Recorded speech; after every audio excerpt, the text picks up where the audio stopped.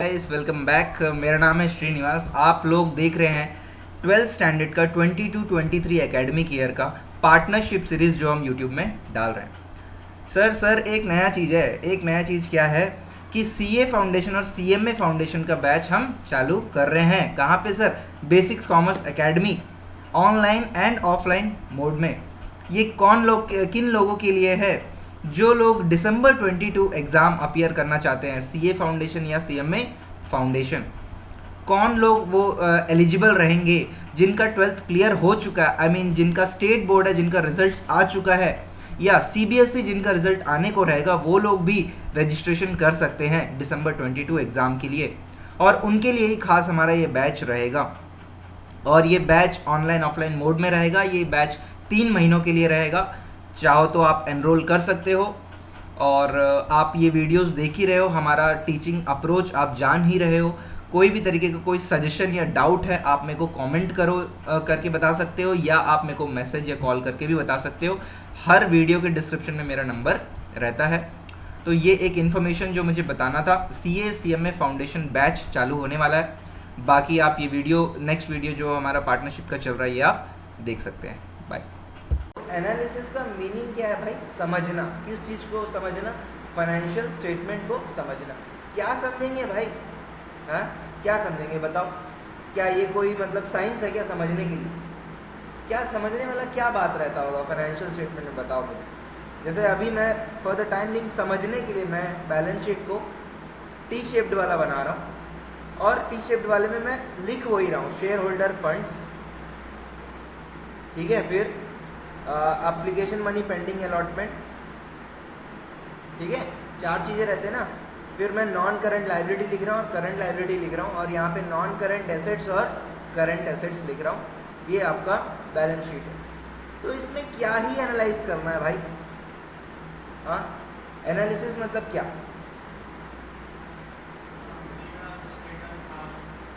Company का हाल है ना, कि क्या हाल है कंपनी का? हाल क्या है? सब बढ़िया है बोलेगा, कंपनी बोलेगा हाँ सब बढ़िया है, मेरा हाल तो कोई दिक्कत नहीं है मेरे को, ये बोलेगा नहीं। ये वो नहीं बोलेगा, ये हमको बताना है ना। जो भी स्टेक होल्डर्स होते हैं फाइनेंशियल स्टेटमेंट्स के, अपन पहले डिस्कस किए।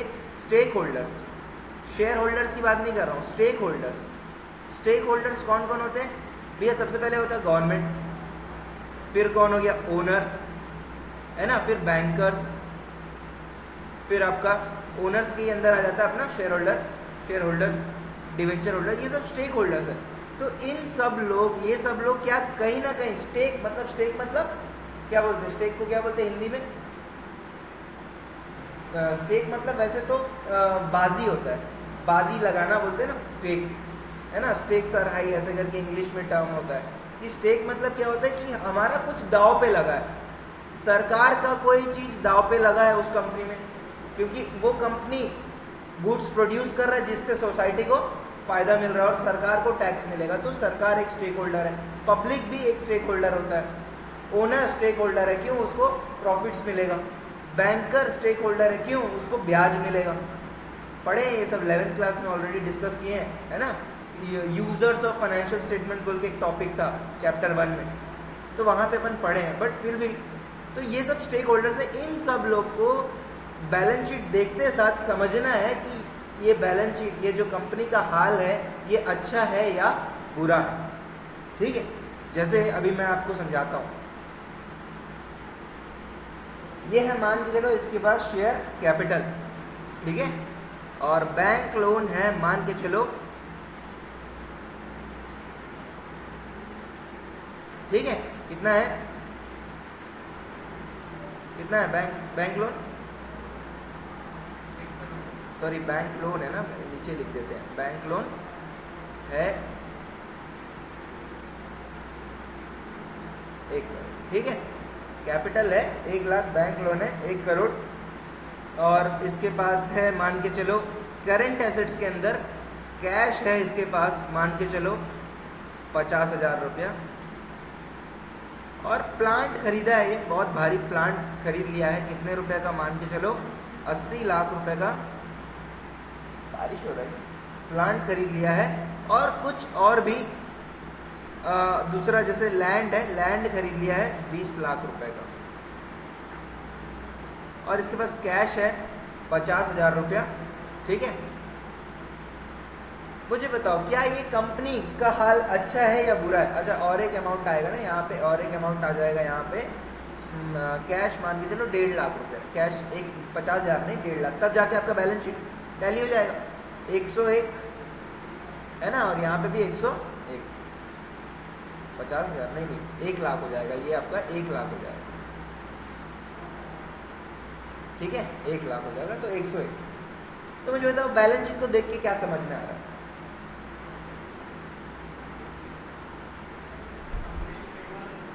कंपनी स्टेबल है, कंपनी स्टेबल है, ये समझ में आ रहा है। और क्या समझ में आ रहा है? मतलब ठीक है, स्टेबल तो मोटा बात है, मतलब देख के क्या लग रहा है भाई, क्या लग रहा है? देखो, अगर लेमैन की भाषा में बोलूं तो उसने उधारी लिया है 1 करोड़ रुपए का, और पूरा 1 करोड़ उसने कैपिटल में इन्वेस्ट कर दिया। यही समझ में आ रहा है ना?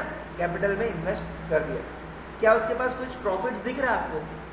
कोई प्रॉफिट्स अभी फिलहाल है नहीं, है ना? लेकिन क्या इस 1 करोड़ का ब्याज और उधार वगैरह देना पड़ेगा कि नहीं देना पड़ेगा? देना पड़ेगा। क्या उसके पास उतना पैसा दिख रहा है आपको? उतना पैसा नहीं दिख रहा है। तो बताओ क्या ये अच्छी कंपनी है? हाँ, अच्छी कंपनी नहीं। तो इसी चीज को बोलते हैं एनालिसिस। आपको समझना है बैलेंस शीट को देख के, क्या ये कंपनी जो है इस अच्छा काम कर पाएगा कि नहीं। अभी कर रहा है, नहीं कर रहा अलग बात है, आगे भी कर पाएगा कि नहीं। बात समझ में आ रहा है? ये अपने को देखना, और आगे भी नहीं, और अभी करंटली इसका पोजीशन क्या है, और अपन फ्यूचर में क्या हो सकता है वो भी एक अनुमान लगा सकते हैं। बात समझ में आ रहा है? हाँ, मैं एक और बैलेंस शीट बना के बताता हूँ आप लोग के लिए। अभी मैं हेडिंग्स लिख देता हूँ। ये जैसे शेयर होल्डर फंड्स है, ये आपका है, मान के चलो अगेन 1 लाख रुपया है, और आपके पास एप्लीकेशन मनी और नॉन करंट लायबिलिटी और करंट लायबिलिटी इसका 10 लाख रुपया है। ठीक है, और इसके पास नॉन करंट एसेट्स है, मान के चलो 8 लाख रुपए का, 8 नहीं 10 लाख रुपए का मान के चलो। और करंट एसेट्स में और एक नॉन करंट एसेट में इसका मान के चलो इन्वेस्ट कर दिया, इन्वेस्टमेंट कर लिया कहाँ पे? दूसरे कंपनी के शेयर्स में कर लिया। ये कितना रुपया? 1 लाख रुपया। और कैश 0 है, इसके पास कुछ नहीं है, नॉन करंट एसेट्स में कुछ नहीं रखा है। बात समझ में आ रहा है? हाँ, क्या हो रहा है? करंट लायबिलिटी मतलब उधार लिया ऐसे ही लोगों से, है ना?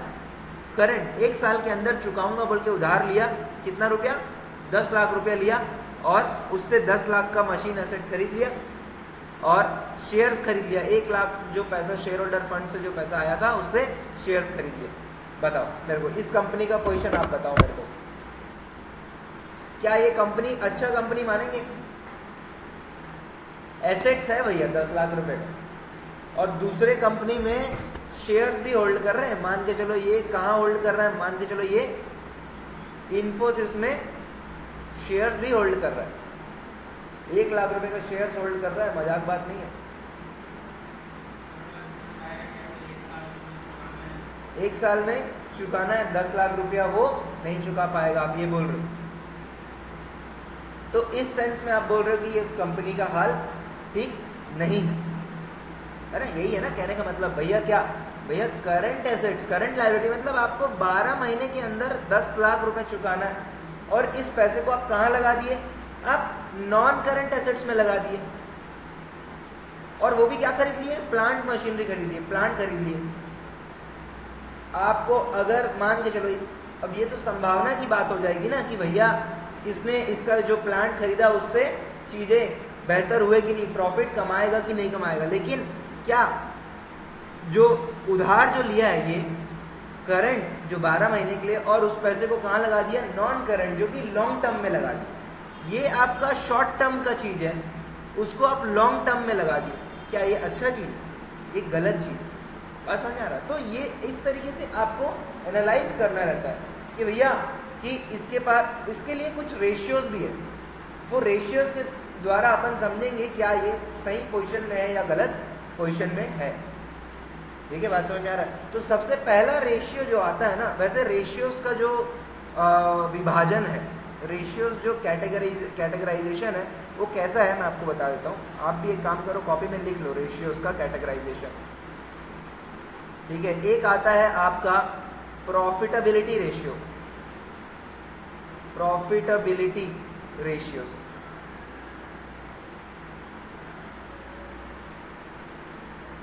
फिर आता है आपका सॉल्वेंसी रेशियोज, सॉल्वेंसी रेशियोज। फिर आता है आपका लिक्विडिटी रेशियोज, और फिर आता है टर्नओवर रेशियोज, टर्नओवर रेशियोज। ये 4 टाइप के रेशियोज काम आते हैं आपको कंपनी का हाल समझने में। सिर्फ ये जो है ये ब्रॉड क्लासिफिकेशन है, ठीक है, ये ब्रॉड क्लासिफिकेशन, इसके अंदर बहुत सारे रेशियोज रहेंगे। प्रॉफिटेबिलिटी में बहुत सारा रहेगा, सॉल्वेंसी में बहुत सारा रहेगा, लिक्विडिटी में बहुत सारा, अभी नाम नहीं जानेंगे अपन, अभी बस समझो कि हाँ ये बेसिक कैटेगराइजेशन। तो सबसे पहला जो है ना उसको अपन, जो प्रॉफिटेबिलिटी है ये P&L से रिलेटेड रहेगा, प्रॉफिट कमा रहा है कि नहीं कमा रहा है। तो एक रेशियो बता दो मेरे को, प्रॉफिटेबिलिटी का एक रेशियो बता दो जो 11th में भी अपन कभी पढ़े थे, याद है क्या? एक रेशियो। प्रॉफिट कैसे निकलता है? प्रॉफिट निकलता है ना, क्या बोलते थे प्रॉफिट को 11th क्लास में? ग्रॉस प्रॉफिट और नेट प्रॉफिट, है ना। और अपन पिछले साल निकाले भी है ratio, GP ratio, gross profit ratio, net profit ratio करें। 1-2 क्वेश्चन तो मेरे ख्याल से है उसमें। क्या करते थे उसमें? GP divide by sales, NP divide by sales. तो ये प्रॉफिटेबिलिटी का कुछ रेशियोज है। 2 रेशियो जो कि मेन इंपॉर्टेंट है, जीपी रेशियो और एनपी रेशियो। इसके अलावा और भी रेशियोज है, ऑपरेटिंग वगैरह, अभी पढ़ेंगे इसको चैप्टर में। लेकिन अभी अपन इसको, इस क्लास में अपन प्रॉफिटेबिलिटी को डिस्कस नहीं कर रहे। अपन करेंगे सबसे पहले डिस्कस, वो करेंगे लिक्विडिटी रेशियो। ठीक है, लिक्विडिटी रेशियो क्या होता है? देखो भाई, लिक्विडिटी मतलब क्या होता है कि कोई भी चीज आप रखे हो आप अपने पास, ठीक है, वो कितना लिक्विड है। लिक्विड मतलब कितना आसानी से उस चीज को आप बेच के उसका पैसा बना सकते हो। बात समझ आ रहा है? कंपनी के पर्सपेक्टिव में लिक्विडिटी का मतलब, लिक्विड मतलब पानी होता है, ये तो पता है ना, लिक्विड मतलब पानी होता है भाई। तो कंपनी के पर्सपेक्टिव में ये बोला जाता है कि कोई भी सामान आपके पास जो है ना, वो कितना लिक्विड है। लिक्विड मतलब जैसे बेचे तुरंत पैसा मिल जाए, उसको बोलते हैं लिक्विड, हाईली लिक्विड। जैसे कैश है, कैश मुझे बताओ, कैश लिक्विड है या लिक्विड नहीं है? कैश एसेट है ना, ये तो कंफर्म है ना, कैश एसेट है। तो कैश लिक्विड एसेट है या नॉन लिक्विड एसेट है? हाँ, किसी में नहीं आएगा, नहीं आएगा ना भैया। कैश है, और लिक्विड मतलब क्या? जो कि पैसे के रूप में कन्वर्ट हो सके। तो पैसा ही है, ये उसको क्या कन्वर्ट करें? हाईली लिक्विड है कैश। तो बात समझे भैया? आपको कोई आपके पास बोले कि अभी कितना पैसा रखा है, मैं बोलूँ जेब में अभी मेरे पास 10 रुपया है ना, तो जेब में देखिए 10 रुपया, हाँ, तो भैया तेरे पास लिक्विड एसेट कितना? 10 रुपया। वैसे ही कंपनी से पूछेंगे भैया तुम्हारे पास कितना पैसा है? अभी 10 लाख रुपया। अच्छा चलो, आपके पास लिक्विड कैश, लिक्विड एसेट जो है वो 10 लाख का। लिक्विड मतलब कोई भी मांगे, कोई भी उधार वाला व्यक्ति आके मांगे, आप तुरंत जिसको दे सके, पे ऑफ कर सके, जिस पैसे को यूज करके आप पे ऑफ कर सके। बात समझ में आ रहा है लिक्विडिटी का मतलब? अब मैं एक चीज पूछने वाला हूं आपसे। आपने किसमें, आपने एक जमीन खरीदा है 5 लाख रुपए का, क्या वो लिक्विड एसेट है या नहीं है? बताइए। नहीं है लिक्विड। क्यों लिक्विड नहीं है? क्योंकि भैया वो कब बिकेगा, कैसे बिकेगा, मैं तुरंत के तुरंत उसको बेच नहीं सकता, समय लग सकता है ना, वो मेरे हाथ में नहीं है बेचना उसका। इसलिए जमीन जो है वो लिक्विड एसेट नहीं है। कार है, मान के चलो आपके पास कंपनी में कार खड़ी है, तो क्या लिक्विड है कंपनी, सॉरी कार जो है क्या लिक्विड एसेट है? कार बताओ, कार है लिक्विड? तुरंत कैसे बिक जाएगा भाई, तुरंत कैसे बिक जाएगा? ऐसे तो है नहीं कि हजारों लोग खड़े हैं, आपका कार खरीदना है भैया हमको, है मोदी का कार तो है नहीं कि ऑप्शन हो जाए, है ना। बात समझ आ रहा है? तो लिक्विडिटी को आपको एक चीज से मापना है, वो क्या है कि भैया इसको तुरंत कैसे मैं कैश में बदल सकूं। स्टॉक क्या है? लिक्विड है। स्टॉक लिक्विड है, आप क्या बोलते हो, स्टॉक लिक्विड है। स्टॉक दुकान में पड़ा 1,00,000 रुपए का पूरा, तो अच्छा सिक्योरिटी शेयर्स, ओके शेयर्स आप बोल रहे हो लिक्विड है, ठीक है। तो आप बोल रहे हो कि जब आपका मन करे तब आप शेयर को बेच सकते हो, हाँ शेयर्स बेच सकते हो, ठीक। तो मुझे बता, देखो लिक्विडिटी में भी हाईली लिक्विड और लेस लिक्विड बोला जा सकता है। तो मुझे बताओ, कैश के कंपैरिजन में शेयर्स बराबर लिक्विड है, कम लिक्विड है, हाईली लिक्विड नहीं है, कम लिक्विड है। हाँ, एक दिन लगेगा बेचने। आज आप मार्केट में सेल का ऑर्डर दोगे, आपको कैश जो है वो T+1 डेज में आपको पैसा मिल जाता है, ठीक है। T+2 हो जाता है, कभी कभी T+1 हो जाता है, तो पैसा आपको अगले दिन मिलता है। तो लेस लिक्विड है लेकिन है लिक्विड। लेकिन उसमें भी दो चीज है, सिक्योरिटीज जो है वो आप as a long term investments purchase करके रखे हो या शॉर्ट टर्म इन्वेस्टमेंट्स। बात समझ में आ रहा है ना भैया? हाँ, तो शॉर्ट टर्म वाला जो रहेगा वो ज्यादा लिक्विड रहेगा और लॉन्ग टर्म वाला कम लिक्विड रहेगा। बात समझ में आ रहा है? जैसे आप किसी कंपनी में प्राइमरी शेयर होल्डर हो, आप ऐसे ही बोल दो कि मैं कल इस शेयर को बेचना चाह रहा हूँ, ऐसे तो नहीं हो सकता।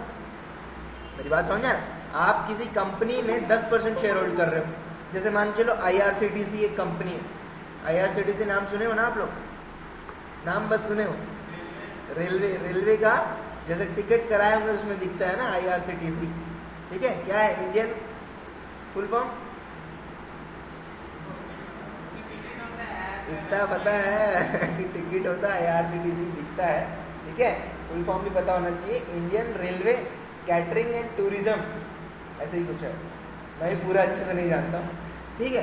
तो IRCTC में अगर कोई शेयर होल्डर, जैसे मान चलो अंबानी है, अंबानी 10% शेयर होल्ड करके रखा है। अब अंबानी बोल रहा है कल मैं बेच दूंगा, क्या पॉसिबल है एक दिन में बेच देना कंपनी का 10% शेयर? नहीं पॉसिबल है, ठीक है। तो वो लिक्विड नहीं है, वो लॉन्ग टर्म शेयर। बात समझ में आ रहा है आप लोगों को? तो लिक्विडिटी जनरली अभी तक जो अपन देख पा रहे हैं वो क्या है भाई, कि सर लिक्विडिटी जो है ना वो करंट वाला मुद्दा है, नॉन करंट वाला मुद्दा नहीं। बात समझ में आ रहा है? लिक्विडिटी का जो मुद्दा है, लिक्विडिटी जो है वो करंट वाले चीजों से अपन देख सकते हैं, नॉन करंट जो वो तो ऐसे ही लिक्विड नहीं। बात समझ में आ रहा है सब लोग को? तो एक बाइफरकेशन अपन ये बोल सकते हैं कि सर लिक्विडिटी आपको चेक करना है तो करंट एसेट्स और करंट लायबिलिटी चेक करोगे, current assets and current liability. बात समझ में आ रहा है? अब यही क्वेश्चन में जाते हैं, जैसे मुझे बताओ, यहां पे इसके पास उधार है, जो करंट लायबिलिटी है 10 लाख रुपए का और करंट एसेट्स 0, लिक्विड एसेट्स 0 है या करंट एसेट्स 0 है। मुझे बताओ इसका लिक्विडिटी अच्छा है या बुरा है? बुरा है। क्यों लिक्विडिटी बुरा है? क्योंकि भैया ये अगर कल के डेट में मांगने आ जाए, 12 महीने के अंदर कभी भी आ सकता है ना, कभी भी मांगने आ जाए, क्या आपको इसको पैसा पे करने का पैसा रखे हो क्या? करंट में नहीं रखे हो, लॉन्ग टर्म में है, उसको बेचने में समय लग जाएगा, 10 दिन लग सकता है। तो इसके बारे में बात ही नहीं करेंगे लिक्विडिटी का। लिक्विडिटी का जो बात होगा वो इन दोनों के बीच में ही होगा, करंट एसेट और करंट लायबिलिटी। अच्छा, मैं आपके सामने एक सिचुएशन देता हूं। अगेन मान के चलो ये बैलेंस शीट है, अपन T shaped balance sheet for the sake of क्या, सिंप्लिसिटी के लिए अपन यूज कर रहे हैं, ठीक है। यहाँ करंट लायबिलिटी है, यहाँ पे करंट एसेट्स है। करंट लायबिलिटी है 50,000, करंट एसेट्स है 75,000। मुझे बताओ कंपनी लिक्विड है या नॉन लिक्विड है, या क्या लिक्विडिटी अच्छा है या बुरा है? अच्छा है, देना 50 है, आपके पास पड़ा 75 है, आराम से पे कर सकते हो, ठीक है ना। बात समझ में आ रहा है? उसको उधारी में दे देंगे, हाँ उसको उधारी में दे देंगे, इतना पैसा रखे है ना। अगर मैं इसको रेशियो निकालने बोलूं तो आप निकाल सकते हो क्या कि कितना लिक्विडिटी है? जैसे चलो एक और एग्जांपल लेते हैं, करंट लायबिलिटी है 50,000, करंट एसेट्स है 50,000, लिक्विडिटी है कि नहीं है? लिक्विडिटी है, कितना है? 1 है, 1:1 है, लिक्विडिटी 1:1 है, मतलब जितना उधारी है उतना एग्जैक्ट पैसे रखें। क्या कोई डरने का स्थिति है क्या? ये नहीं, बहुत ज्यादा डरने की आवश्यकता नहीं है। अगर ये कैश में हो तो बहुत अच्छी बात है, कैश में ना हो तो फिर भी शायद डरने की बात हो सके, लेकिन अगर कैश में हो तो बहुत अच्छी बात है। जितना जो बोले मांगे उतना पैसा रखें भाई, दे देंगे। बात समझा? अब मुझे बताओ इस केस में, जैसे यहां बोल दिया आप 1:1 है, इस केस में रेशियो निकाल के बताओ मेरे को।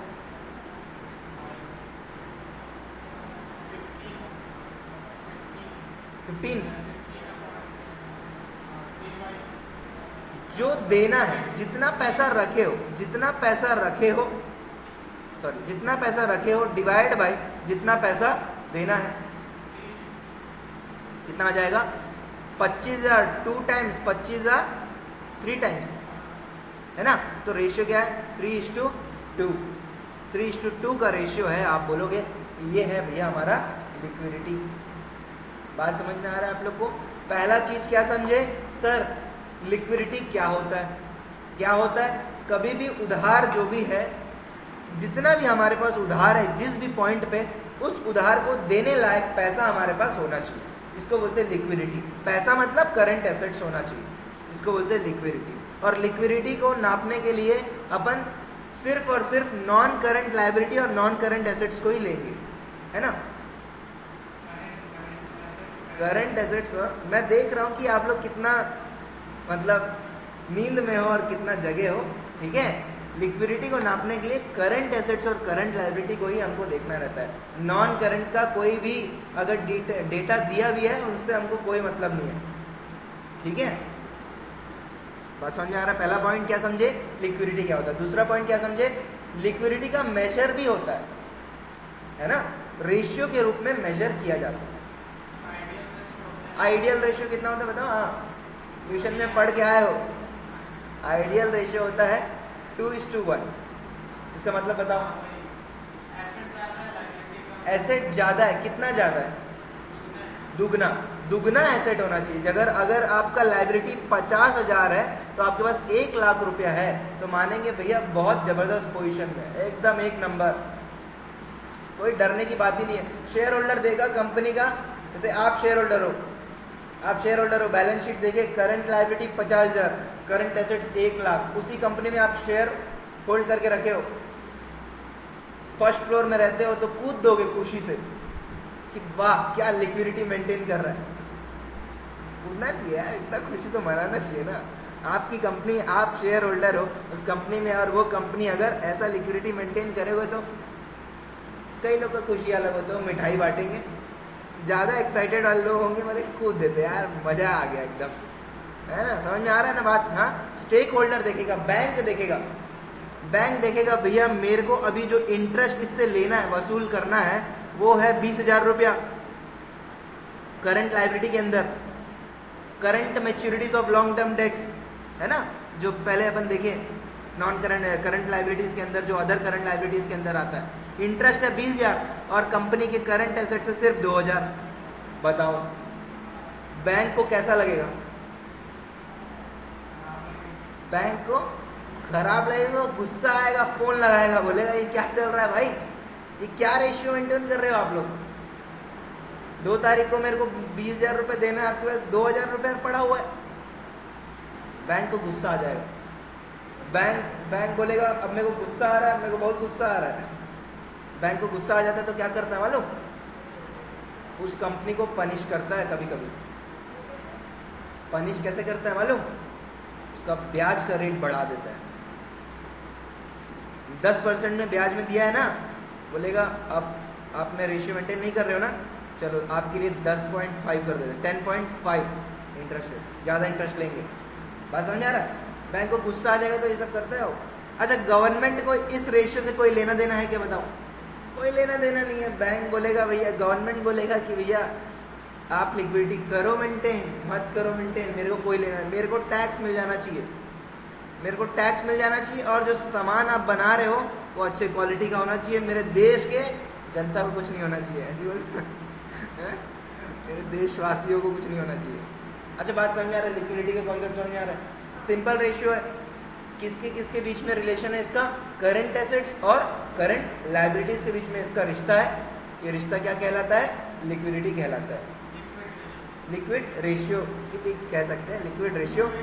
हाँ, बुक में वही दिया है क्या? ठीक है, लिक्विड रेशियोस, ठीक है, या लिक्विडिटी, ठीक है ना? क्लियर है बात? समझ आया? तो एक रेशियो अभी अपन समझे हैं, इसके क्वेश्चंस करेंगे, उसके बाद अपन बाकी रेशियोस में जाएंगे, ठीक है? आराम से करेंगे, कोई जल्दी नहीं है। आप लोगों को जल्दी है क्या बताओ? एक और क्या? नहीं नहीं नहीं, नॉर्मली नहीं भैया, एक एक जाएंगे, ऐसे थोड़ी। अभी देखो, आप छुपाते भी है, अभी आंसर्स आपसे आप छुपाएंगे और अभी क्वेश्चन सॉल्व करेंगे। ये लो, देखे तो नहीं ना?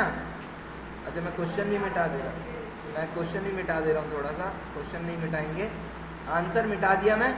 अब इस क्वेश्चन को अपन बनाएंगे, अपन मतलब नहीं बनाऊंगा, आप चिंता मत करो, है ना? नहीं बना के समझाऊंगा। अब देखो क्या हो रहा है। वाह, क्या क्वेश्चन है, मजा आ गया। क्वेश्चन देख के मैं खुश हो जाता हूँ कभी कभी, ठीक है? तो क्वेश्चन क्या है? कंपनी क्या है हमारे पास? अरे भाई सही से आ जा, घूमता है, डांस कर रहा है, ठीक है? क्या बोल रहा है? देखो, इलस्ट्रेशन 2 है, बोल रहा है कि from the following balance sheet. Balance sheet कौन सा बैलेंस शीट है ये बताओ? कंपनीज एक्ट कौन सा balance sheet? T shaped balance sheet है क्या ये? है ना? ये तो क्या है? शेड्यूल 3 वाला बैलेंस शीट है, आपको पता होना चाहिए। शेड्यूल 3 बोलते हैं उसको, ठीक है? पहले शेड्यूल 6 था, फिर ये 3 में आ गया, companies act. Schedule 3 companies act, उसका बैलेंस शीट है। कंपनी का नाम, वाह वाह वाह, C&C लिमिटेड। देखो एंड देखो, ठीक है, देखो एंड देखो लिमिटेड है, उसका बैलेंस शीट है। कब का है? 18 का है, क्योंकि ये किताब पुराना है मेरे पास, तो 18 का बैलेंस शीट। क्या क्या है देखो, इक्विटी एंड लायबिलिटीज में शेयर होल्डर फंड्स है, नॉन करंट लायबिलिटीज है, करंट लायबिलिटीज है। अरे एक चीज नहीं दिख रहा है, क्या नहीं दिख रहा है? मेजर हेडिंग में एक हेडिंग गायब है। Share application money pending allotment नहीं लिखे, इज्जत नहीं दे रहे, देखो, ठीक है? कोई बात नहीं, ऐसे नहीं कर सकते हैं, आपने को नहीं करना है, बुक वाला कुछ भी कर सकता है, अपने को नहीं करना है, ठीक है? फिर एसेट साइड में 2 हो गए, करंट एसेट्स और नॉन करंट एसेट्स, ठीक है ना? बात समझ में आ रहा है? हाँ, देखो एक एक करके देखते हैं। शेयर कैपिटल कितना है? 7.5 लाख रुपया, वाह क्या बात है। रिजर्व एंड सरप्लस 2.5 लाख रुपया, बहुत बढ़िया, दिख रहा है ना आप लोगों को? हाँ। लॉन्ग टर्म बोरिंग 6 लाख का उधार ले रखा है भैया, बताओ, 6 लाख का उधार है। शॉर्ट टर्म बोरिंग भी कम नहीं लिया, देख रहे हो, 3.5 लाख का उधार ले लिया शॉर्ट टर्म बोरिंग में। ट्रेड पेबल मतलब क्या होता है? ट्रेड पेबल बिजनेस से रिलेटेड जो उधार है। सुंड्री क्रेडिटर्स, सुंड्री क्रेडिटर्स, सन्ड्री होता है, ठीक है? सन्ड्री क्रेडिटर्स जो है वो 50,000 है। और प्रोविजंस भी है, कुछ प्रोविजंस है, मतलब इसको लग रहा है कि 12 महीने के अंदर कुछ ऐसे पैसे मुझे देने पड़ सकते हैं। कितने पैसे? 50,000 रुपये, अनुमानित है, कंफर्म नहीं। बात समझ में आ रहा है ना? एक एक पॉइंट, ठीक है? तो क्या क्या उधार है शॉर्ट टर्म में? क्या क्या उधार है? एक तो 3.5 लाख का उधार है, एक 50,000 का उधार है, और एक 50,000 का उधार है। टोटल लायबिलिटी कितना है? टोटल शॉर्ट टर्म लायबिलिटी बताओ मेरे को, टोटल करंट लायबिलिटी कितना है? 4,50,000 रुपया। ये वो पैसा है जिस पैसे को मांगने के लिए लोग कभी भी आ सकते हैं। रात को 2 बजे आप क्या कर रहे हो? आप सो ही रहे हो, है ना? सोने के अलावा कुछ नहीं करना चाहिए, है ना? रात को 2 बजे आप सो रहे हो और ठकठका रहे हैं, उठ जा, आप C&C कंपनी, उठ जा बेटा, मेरा पैसा दे दे, उठ जा और मेरा पैसा दे दे। तो ये वो पैसा है कि कभी भी ये पैसा मांगा जा सकता है, ये वो पैसा है। बात समझ में आ रहा है? अब देखो, आओ, non current assets, tangible assets खरीद के रखे हो 10 लाख रुपए का, बहुत अच्छी बात है, बहुत बढ़िया। इन्वेंट्री कितना है आपके पास? 4 लाख रुपए का है, स्टॉक है, स्टॉक। ट्रेड रिसीवेबल कितना है? 3 लाख रुपए का है। ट्रेड रिसीवेबल मतलब बिजनेस से रिलेटेड जो पैसा, उधार में जिनको हम सामान बेचे हैं। कैश कितना है? 2,75,000। हाईली लिक्विड 4.5 लाख रुपए मांगने आया, अभी के अभी उसके मुंह पे अपन कितना मार सकते हैं? 2,75,000 अभी के अभी उसके मुंह पे मार सकते हैं। ठीक है, हाईली लिक्विड है, बात समझ आ रहा है? उसके अलावा और क्या है? अदर करंट एसेट्स में 75,000 रुपए। अदर करंट एसेट्स क्या बता रहा है? नीचे बता रहा है अदर करंट एसेट्स क्या है? प्रीपेड एक्सपेंस, मतलब आपने कुछ पैसे किसी और को दे रखे हो। प्रीपेड एक्सपेंस वही होता है ना, कुछ खर्चे होने वाले, उसका खर्चा, उसका पहले ही आप पैसा दे देते हो। फिर एडवांस टैक्स, सरकार के पास 50,000 रुपए जमा करके रख दिए हो, ये अदर करंट एसेट्स है। और एक चीज बता रहा है, इन्वेंट्री जो है ना, इंक्लूड कर रहा है लूज टूल। क्या होता है ये? नट बोल्ट वगैरह किसका होगा? मालिक का। किसका होगा? नट बोल्ट वगैरह किसका होगा? मशीन्स का होगा। तो टेंजिबल एसेट्स का टूल्स होगा, यही है ना? टेंजिबल एसेट्स का टूल्स है, कितने रुपए का? 1.5 लाख रुपए का। समझ में आ रहा है? हाँ, क्या मुझे बताओ, ये टूल्स आप बेच सकते हो क्या कभी? इसको तो आपको हमेशा रखना ही पड़ेगा, इसको आप कभी बेच ही नहीं सकते हो। तो इतना जो पैसा है 1.5 लाख रुपया, क्या ये आपके हाथ में है एक्चुअल में? इतना पैसा आपके हाथ में एक्चुअल में नहीं है। इन्वेंट्री कितना दिखा रहा है? 4 लाख, जिसमें से 1.5 लाख रुपया ऐसा है जिसको आप हाथ नहीं लगा सकते, जो कि मशीन्स का स्पेयर पार्ट्स है ना? जैसे आप एसी खरीदते हो तो उसके साथ में कुछ आपको दे देता है, स्टैंड दे दिया, एसी का स्टैंड वैंड दे दिया, वो सब चीजें उस टाइप की चीज हो गया। बात समझ आ रहा है? तो ये 1.5 लाख तो आप यूज नहीं कर सकते। अब बताओ, आपके पास टोटल करंट एसेट्स कितना है? बताओ। 11,25,000 कैसे? 4, 3, 7, 2, 9, 9, 9, 75 और 75। नहीं बेटा, ये तो इंक्लूड है बता रहा है, अदर करंट एसेट्स में क्या क्या है वो बता रहा है। 75 जो है ये 25 प्लस 50, एक्स्ट्रा नहीं। हाँ, एक्स्ट्रा नहीं है, एडिशनल इन्फॉर्मेशन, मतलब अदर करंट एसेट्स में क्या क्या है वो बता रहा है। 25 प्लस 50 75, एक्स्ट्रा नहीं है। ठीक है ना, बात समझ में आ रहा है? नहीं, एक्स्ट्रा नहीं है, वो क्या है वो बता रहा है। अदर करंट एसेट्स में नहीं, कुछ नहीं, बस बता रहा है कि ये क्या है। तो आपके पास टोटल करंट एसेट्स कितने हो गए बताओ? 4, 3, 7, 2, 9, 9, 75, 9, 75 और 75, 10, 50 ना बेटा?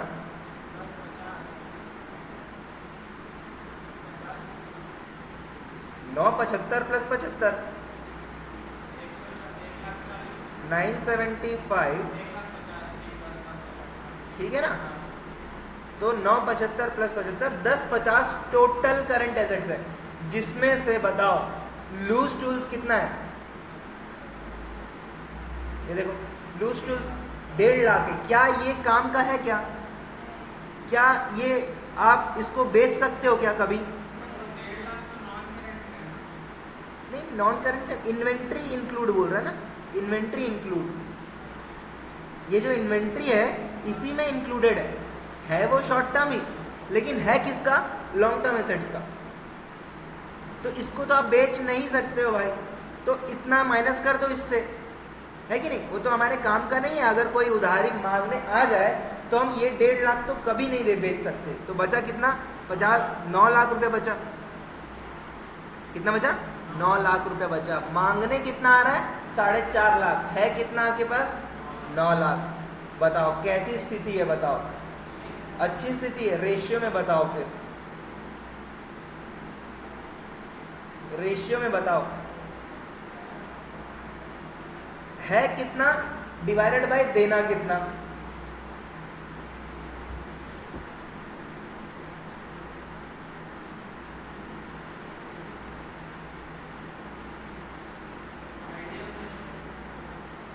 है कितना डिवाइड बाय देना कितना? 9 लाख,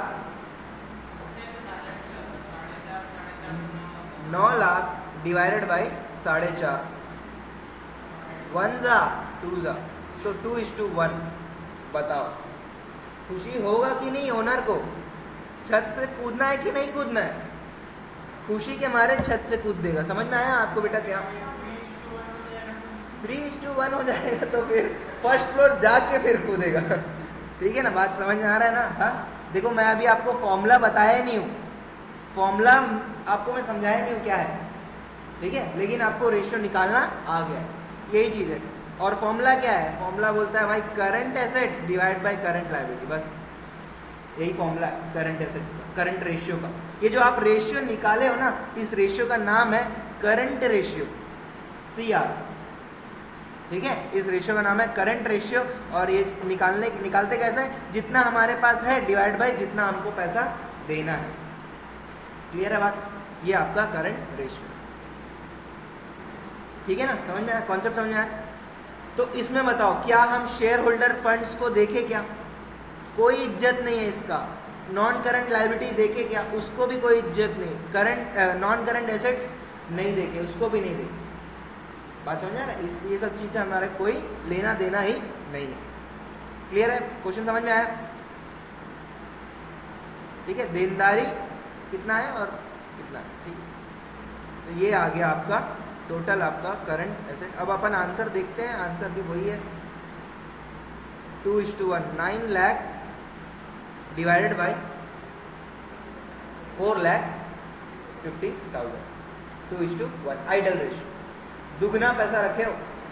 अच्छा, और एक चीज़ मैं यहाँ पे डिस्कस करना चाहता हूँ कि देखो भाई, हाईली लिक्विड तो कैश है, जैसे आया मुंह पे मार सकते हैं।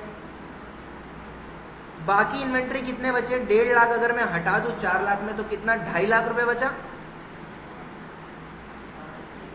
नहीं बेटा 2.5 लाख बचा, 2,50,000। ये 2,50,000 क्या अभी के अभी मेरे हाथ में है क्या पैसा, कैसे दोगे, बेचोगे स्टॉक फिर दोगे, तो क्या लिक्विडिटी कम है इसका। ये इन्वेंट्री का जो लिक्विड है, लिक्विडिटी जो रहता है वो थोड़ा कम होता है।